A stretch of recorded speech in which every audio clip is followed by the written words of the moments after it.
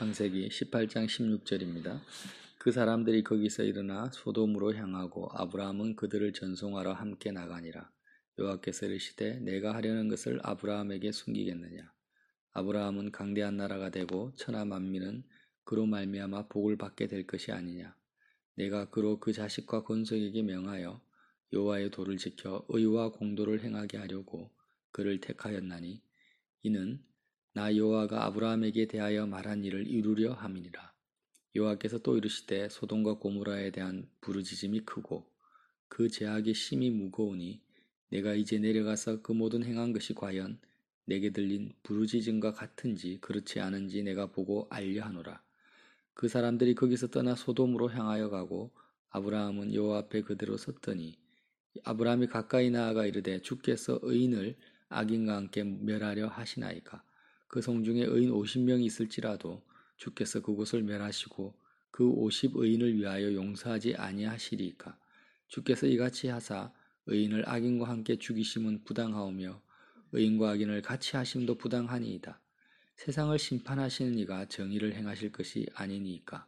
여호와께서 이르시되 내가 만일 소돔 성읍 가운데서 의인 50명을 찾으면 그들을 위하여 온 지역을 용서하리라. 아브라함이 대답하여 이르되 나는 티끌과 재 같사오나 감히 주께 아뢰나이다. 50의인 중에 5명이 부족하다면 그 5명이 부족함으로 말미암아 온 성읍을 멸하시리이까. 이르시되 내가 거기서 45명을 찾으면 멸하지 아니하리라. 아브라함이 또 아뢰어 이르되 거기서 40명을 찾으면 어찌하려 하시나이까. 이르시되 40명으로 말미암아 멸하지 아니하리라. 아브라함이 이르되 내 주여 노하지 마시옵고 말씀하게 하옵소서. 거기서 30명을 찾으면 어찌하려 하시나이까. 이르시되 내가 거기서 30명을 찾으면 그리하지 아니하리라. 아브라함이 또 이르되 내가 감히 내 주께 아뢰나이다. 거기서 20명을 찾으면 어찌하려 하시나이까. 이르시되 내가 20명으로 말미암아 그리하지 아니하리라. 아브라함이 또 이르되 주는 노하지 마옵소서. 내가 이번만 더 아뢰리이다. 거기서 10명을 찾으면 어찌하려 하시나이까. 이르시되 내가 10명으로 말미암아 멸하지 아니하리라. 여호와께서 아브라함과 말씀을 마치시고 가시니 아브라함도 자기 곳으로 돌아갔더라. 아멘. 이제 소돔 성읍을 향한 심판이 진행되기 직전에 하나님께서 아브라함에게 미리 말씀을 하십니다. 그래서 말씀을 하시기 전에 18장 18절에는 소돔 성은 멸하겠지만 아브라함은 강대한 나라가 되고 천하 만민이 아브라함으로 말미암아 복을 받게 될 것이라고 하며 이것을 위하여서 이 하나님의 그 아브라함을 향한 그 경륜을 이루시기 위해서 어떻게 하셨냐면 19절에 내가 아브라함으로 그 자식과 건속에게 명하여 여호와의 도를 지켜 의와 공도를 행하게 하려고 그를 택하였나니 이는 나 여호와가 아브라함에게 대하여 말한 일을 이루려 함이니라. 그러니까 아브라함을 택한 이유가 뭐냐면 아브라함뿐만이 아니라 아브라함의 자식이 있고 건속 함께 거하는 사람들이 있잖아요. 주변에 있는 그 무리들, 권속들을 아브라함으로 하여금 그들에게 명령하고 가르쳐서 그 자식들과 권속을 누가 가르친다고요? 아브라함이 가르쳐서 그들로 하여금 여호와의 도를 지키고 의와 공도를 행하게 아브라함을 택하였다. 이렇게 말씀을 하세요. 그리고 나서 소돔과 고모라에 대한 죄악이 너무 커서 내가 그걸 확인하러 간다. 이렇게 말씀을 하세요. 이 말씀이 왜 중요하냐면은 자, 롯이요. 나중에 소돔 고모라 성에서 천사들의 경고를 받지 않습니까? 천사들이 이제 이 성을 멸할 거니까 빨리 도망가라, 빠져나가라 이렇게 말을 합니다. 그래서 롯이 그 자식과 권속들에게 명합니다. 자, 이제 이 성읍이 멸하니까 멸망받을 거니까 빨리 지금 떠나야 된다 이렇게 명하는데 롯의 명령이 전혀 통하지가 않습니다. 그 자식과 권속들에게 사이들이 농담으로 여겼더라 이렇게 기록되어 있어요. 롯의 그 가르침과 명령을요 사이들은 어떻게 받아들였냐면 농담으로 받아들였다라는 거예요. 근데 아브라함은 하나님께서 어떻게 하시겠다 합니까? 아브라함을 통하여 가르침을 통하여 그 자식과 권속들이 여호와의 도를 지켜 의와 공도를 행하게 하려고 아브라함을 택하였다. 이렇게 말씀을 하시는 거예요. 아브라함과 롯이 권위가 다르죠. 영적 권위가 너무나 다릅니다. 왜냐하면 아브라함은 의인이었기 때문이죠. 롯보다 더 의인이었어요. 소돔과 고모라 성을 멸하겠다 하니까 아브라함이 뭐라고 하냐면 거기서 의인 50명을 찾으면 하나님께서 어떻게 하시겠습니까? 의인과 악인을 같이 멸하시겠습니까? 아니다. 나는 50명을 찾으면 멸하지 않겠다. 45명을 찾아도 멸하지 않고 30명도 20명도 심지어 그 거대한 소돔과 고모라 전체에서 의인 10명만 찾아도 나는 멸하지 않겠다라고 합니다. 그래서 이 본문이 왜 중요하며 우리에게 어떤 가르침을 주냐면요. 하나님께서 의인을 찾으신다라는 거예요. 하나님의 입장에서는 죄가 얼마나 무겁고 사람들이 얼마나 엄청난 죄악을 짓고 있느냐보다 더 중요한 하나님의 기준이 있다라는 것입니다. 그게 뭐냐면 의인이 있느냐 없느냐, 의인이 얼마나 있느냐가 중요하다라는 거예요. 이 하나님의 관점과 기준이 지금 교회와 선교단체 그리고 그리스도인들에게 너무나 필요합니다. 이 기준이 없기 때문에 우리가 기도의 방향성이 굉장히 잘못된 방향성으로 갈 수가 있습니다. 지금 죄의 무게와 크기를 보면은요, 세대가 흘러갈수록 시대가 변할수록 죄는 더 커져갑니다. 아담 시대보다 노아 시대보다 아브람 시대보다 21세기의 죄악이 더 크겠습니까? 적겠습니까? 더 큽니다. 지금 이 시대의 죄악이요, 그 노아 시대나 아브람 시대의 죄보다 어쩌면 소돔과 고모라 시대의 죄보다 지금 이 시대의 죄가 더 큽니다.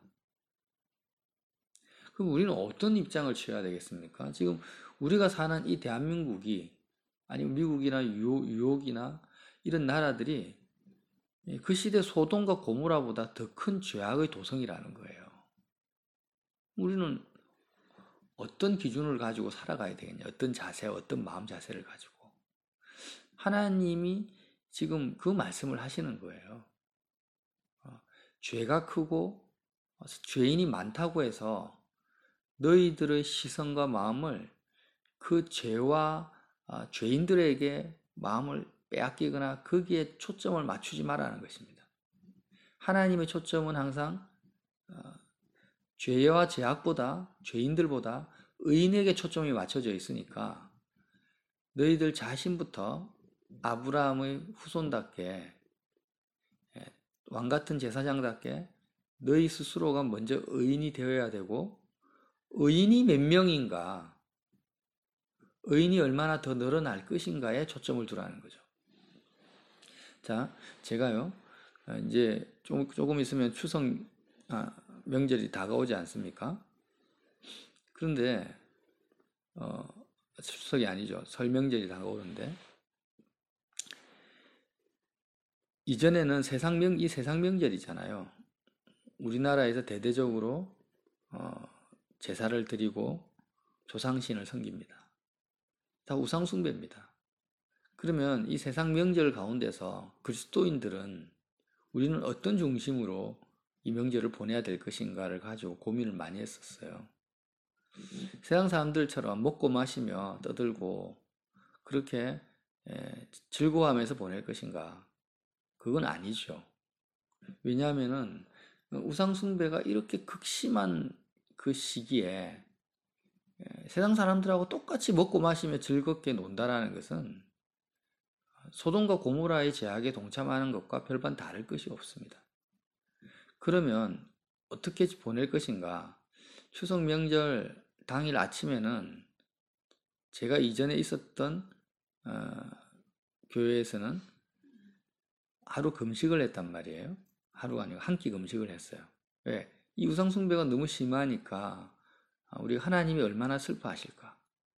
하나님의 마음이 얼마나 아프실까? 그 아버지의 마음에 동참하는 마음으로 그날 당일 아침을 금식을 했어요.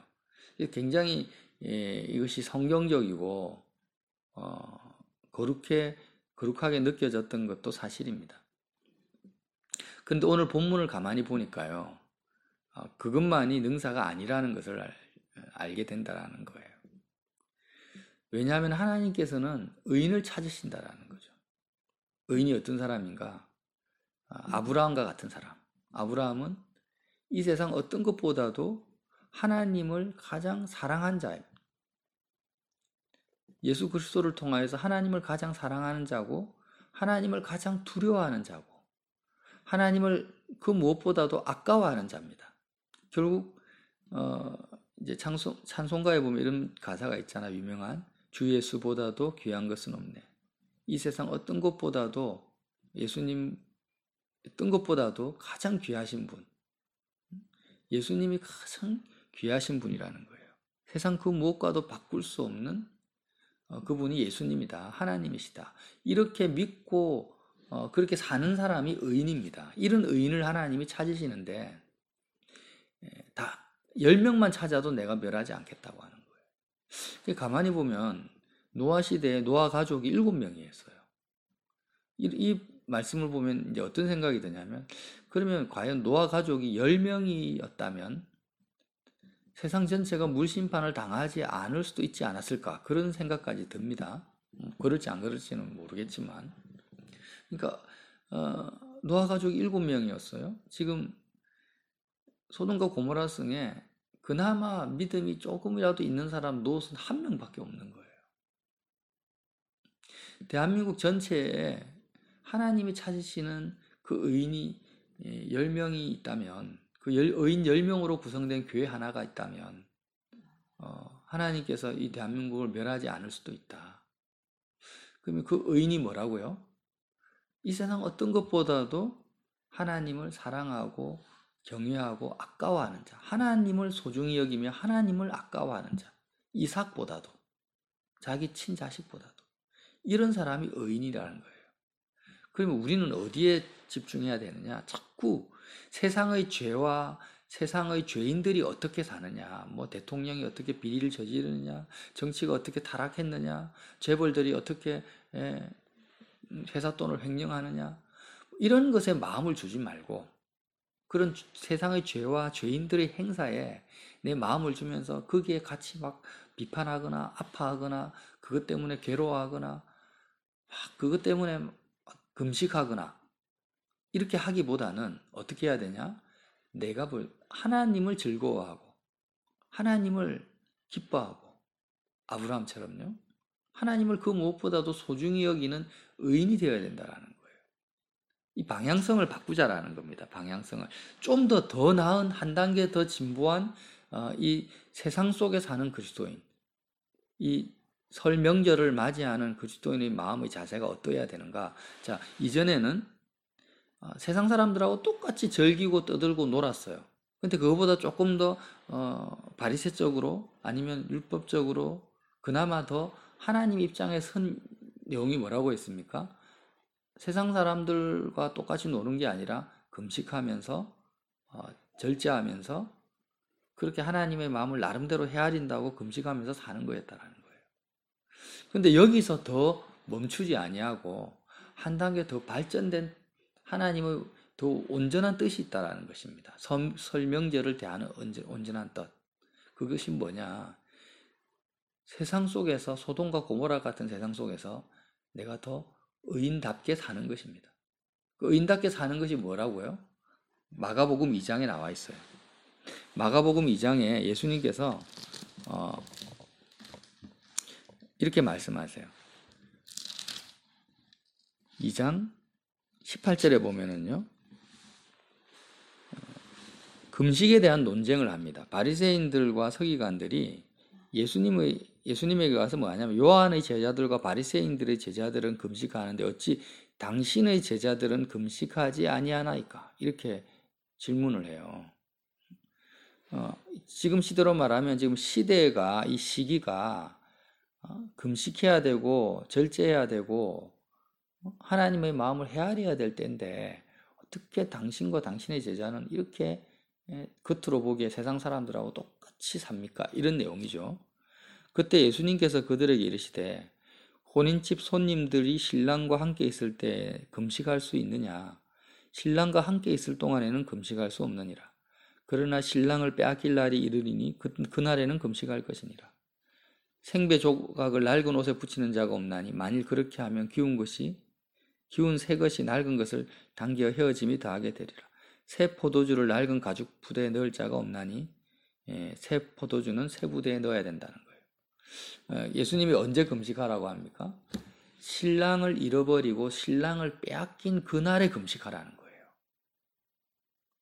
다시 말하면 의인은 언제 모든 것을 내려놓고 탄식하며 울어야 되냐면 내 마음에서 그리스도를 잃어버리는 순간을 말합니다. 십자가를 잃어버리고 내가 잃어버릴 때 신랑을 빼앗긴 그날에 금식하라는 것입니다. 그럼 신랑을 빼앗기지 않냐고 내가 신랑과 함께 있을 때는 어떻게 하라는 거예요? 혼인잔치, 잔치하는 날이라는 거예요. 왜? 신랑과 함께 있으니까.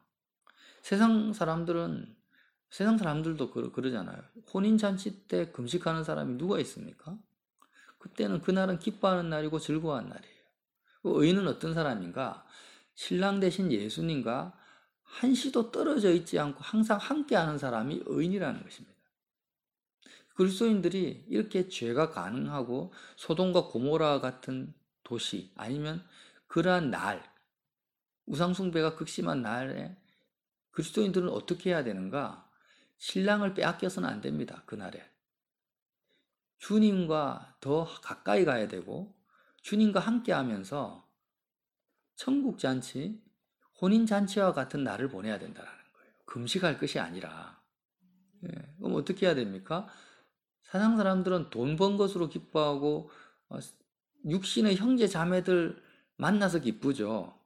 그런데 하나님의 자녀들은 그날에 세상의 부유함을 즐기는 것이나 육신의 형제 자매들 때문에 기뻐하기보다 내가 예수님 때문에 오히려 더 평소보다 2배, 3배 더 예수 그리스도로 말미암아 기뻐하고 즐거워하는 날이 되어야 된다는 거죠. 금식하기보다는. 그런 그 사람이 누굽니까? 의인입니다. 그런 의인 10명만 있어도 그 가정한 날, 하나님의 심판이 임할 수 있는 그 날이 하나님의 은혜와 긍휼과 사랑이 임하는 날이 될 수 있다는 거예요. 그 관점을 아브라함에게 지금 가르쳐 주시는 거죠. 아브라함을 통하여서. 나는 지금 의인을 찾고 있다. 소돔과 고모라 같은 이 세상 가운데서 정말 세상으로 기뻐하지 아니하고 아브라함 너처럼 하나님을 소중히 여기고 하나님을 가장 그 무엇보다도 즐거워하면서 신랑 대신 예수님을 가까이 하는 자, 예수님과 함께 잔치하는 자가 있느냐? 그 사람이 10명만 있어도 나는 그날을 가정한 날이 아니라 복된 날로 바꿔버릴 수도 있다. 그 말씀을 하시는 거예요. 그래서 이제는 어떻게 우리가 세상 명절을, 설 명절을 보내야 될 것인가? 평소보다 2배, 3배 더 하나님을 즐거워하며 기뻐하며 내가 의인의 길로서 그렇게 살아가야 되겠다라는 것입니다. 아브라함이 자녀들과 권속들에게 이걸 가르쳤다라는 거예요. 그 여호와의 도를 지켜 의와 공도를 행하게 하려고 했다라는 거. 롯은 이것을 가르치지 않았습니다. 그냥 세상의 흐름대로 세상 기쁨을 쫓아서 살아가도록 자녀들과 사이들을 방치시켜 놓은 거예요. 그래서 결국에는 그 롯의 말은 권위가 없었다라는 거죠. 근데 특이한 점은요. 아브라함이 하나님과 대화하면서 자신을 어떻게 말하냐면 27절에 아브라함이 대답하여 이르되 나는 티끌이나 재와 같사오나 감히 죽게 하려나이다. 아브라함이 하나님 앞에 섰을 때 자신의 모습은요. 뭐와 같습니까? 티끌과 재 같다라는 거예요. 아무런 존재 무게중심이 없습니다. 나는 의로운 자다. 나는 대단한 사람이야. 나는 하나님으로부터 이런 열방의 아비가 되고자 하는 엄청난 사명을 가진 자야. 다 내 말을 들어. 이런 중심이 아니라 하나님, 나는 티끌과 재와 같은 사람입니다. 자기 자신의 어떤 영적 권위나 권세를 전혀 주장하지 않습니다. 그런 아브라함의 말이 자녀들에게 그 누구보다도 권세 있는 말로 영향력을 미쳤다라는 거예요. 지금 많은 목사님들이나 주의종들이 자신의 설교 말씀이나 자신의 영적 권위가 성도들에게 전달되어지기를 원합니다. 좋은 뜻이든 나쁜 뜻이든. 어떻게 해야 되겠습니까? 자기 자신에 대해서 티끌과 재 같은 존재다 나는. 이런 중심을 잃어버리지 않을 때 하나님께서 그 사람에게 아브람과 같은 권위, 가르칠 수 있는, 명할 수 있는 권위를 실어줄 수 있다라는 거예요. 다 내가 진리를 깨달았고 내가 하나님의 종이니까 내 말을 들어라 이렇게 주장하는 사람이 아니라는 것입니다. 지금 모든 영적 권세와 권위는 나로부터 나오는 것이 아니라 위로부터 내려오는 것이고 하나님으로부터 주어지는 것이죠. 롯의 말을 사이들은 농담으로 여겼는데요. 우리가 성경을 읽다 보면 이삭이 축복을 하지 않습니까? 거의 이제 병들어가지고 죽을 때가 다 돼가는 그런 시점은 아니었지만 어쨌든 축복을 할 때 야곱과 에서가 그 아버지의 그 축복을 얼마나 소중히 여기고 야곱의 중심, 에서의 중심이 어땠던지는 둘째 문제고 어찌하였든 그 이삭 아버지의 그 축복 기도 한번 받으려고 목숨을 거는 걸 볼 수 있어요. 그만큼 그 이삭의 그 말, 명령, 그 축복의 권세를 자녀들이 인정을 하고 있는 거예요. 그리고 나중에 야곱이 늙어서 12아들을 축복할 때 그 야곱의 그 축복의 그 권세가 얼마나 큰지를 우리가 성경을 통해 읽지 않습니까? 그냥 하나님 말씀 자체예요, 그냥. 그 예언입니다, 예언. 그 말이 그대로 이루어지죠, 12지파에게. 그래서 결국 아브라함도 마찬가지였다는 거죠. 아브라함이 이삭을 축복할 때 아브라함이 이삭에게 너를 제물로 바쳐야 되겠다 하니까 이삭이 그 아브라함의 말에 그대로 순종합니다. 아버지한테 대항하거나 대들거나 억울합니다. 이런 말 하지 않습니다. 아브라함의 그 영적 권위나 이삭이나 야곱의 권위가 정말 충분히 여호와의 도를 지켜 공의와 의를 행할 수 있도록 자녀들에게 가르칠 수 있는 권세가 하나님이 그들을 통해서 나타나셨다라는 것입니다. 롯은 농담으로 여겼다. 너무나 대조되죠. 왜요? 그들은 의인의 길을 갔기 때문에 자기 자신을 티끌과 재와 같이 여겼던 사람들이에요. 그 무엇보다도 상대적으로 하나님을 가장 소중히 하고 하나님만을 붙들고자 그 좁은 길을 갔던 아브라함의 그 길이었다라는 것이죠. 그래서 우리도 그런 길을 간다면 지금 자녀들에 대한 자녀가 변화됐냐 안 됐느냐 이 부분을 말하는 것이 아닙니다. 자녀가 변화되고 안 변화되고는 하나님의 주권의 영역이지 내가 무조건 잘한다고 해서 변화가 되고 내가 못한다 해서 변화가 안 되는 영역은 또 아니에요. 사무엘 같으면 선지자 사무엘의 자녀들은 엉망이잖아요, 사실. 또 좀 문제가 많거든요. 사무엘은 하나님의 길을 갔지만 또 그런 경우도 있고요.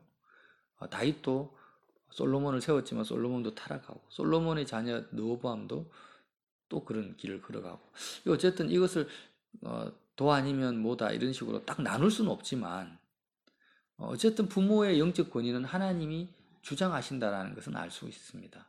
이런 관점에서 봤을 때 지금 현재 교회들이 교회 학교를 운영하잖아요. 교회 학교를 운영합니다. 주일 학교를. 근데 이런 내용들이 사실은 좀 잘못되었다는 걸 알 수 있어요. 왜냐하면 성경 어디에도 자녀에 대한 교육, 자녀에 대한 하나님을 경외하는 교육은 부모가 책임을 가지고 있습니다. 부모의 책임이지 그 누구의 책임도 아니에요, 사실은. 이때 아브라함 시대에 하나님이 교회 학교를 만들었습니까? 아니면 다른 교사를 세워가지고 아브라함아 너는 내 일만 해. 자녀 교육은 내가 이 사람한테 맡길게.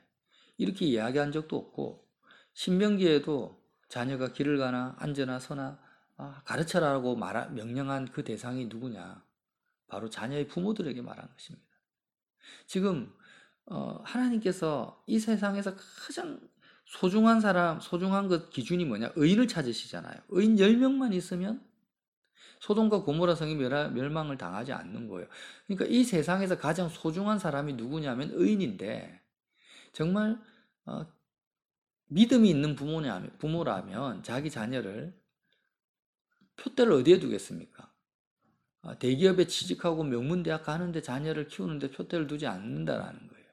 자녀를 어떻게 하면 의인이 되게 할까? 왜? 의인이 가장 소중한 세상이니까.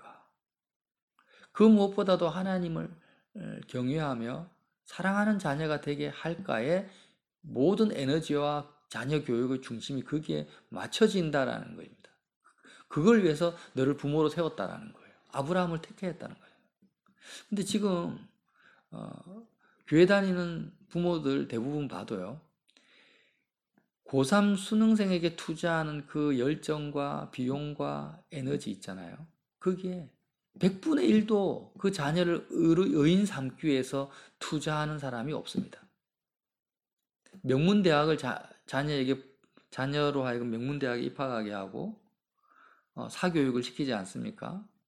얼마나 많은 물질과 과외 선생을 붙이고 현장 실습을 하면서 많은 것을 투자합니까? 명문대학 보내려고, 대학 합격시키려고, 또 대기업에 취직시키려고, 좋은 신랑감 구하려고.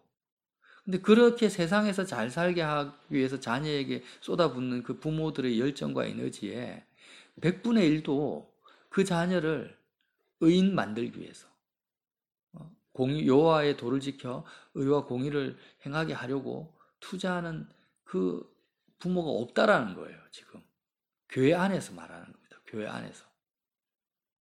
아브라함을 왜 택했느냐 이 말씀을 우리가 볼 때 정말 우리가 얼마나 잘못된 관점으로 살아가고 있는지를 자녀 교육의 측면만 봐도 아브라함의 길을 걸어가고 있지 않고 있죠. 대부분이. 그래서 이런 것이 마음이 아픈 거죠. 나 자신을 볼 때도 그러고요.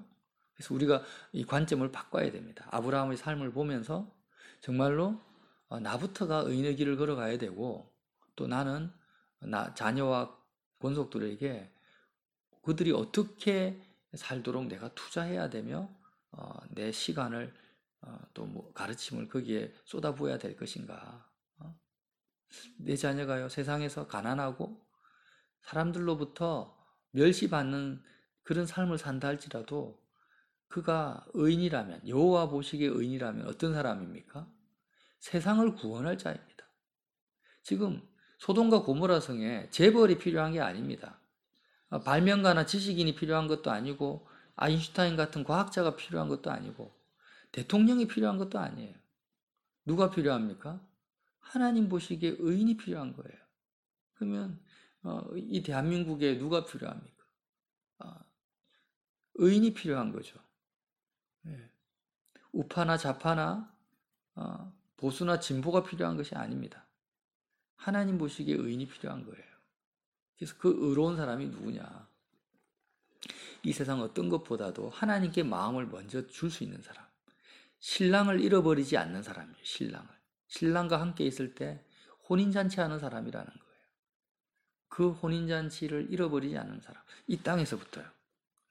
사람들은 다 물질로 기뻐하고 세상으로 기뻐할 때 나는 내 신랑 대신 예수님 때문에 너무 기쁘고 너무나 감사한 그 하루를 살아갈 수 있는 그 한 사람이 언제 필요합니까? 이런 설 명절 때 하나님이 그런 사람을 찾으신다라는 거예요. 저와 여러분이 그런 사람이 될 수 있도록 오늘도 하나님 내가 정말 아브람과 같이 이삭과 같이 야곱과 같이 사람들 앞에서 하나님의 복음을 십자가의 복음을 또 의와 공의를 여호와의 도를 가르칠 수 있는 그런 길을 갈 수 있도록 도와주십시오.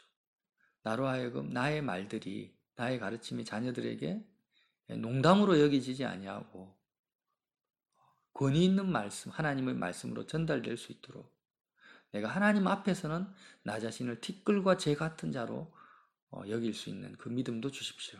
이렇게 기도하시기를 예수님 이름으로 빌어드립니다.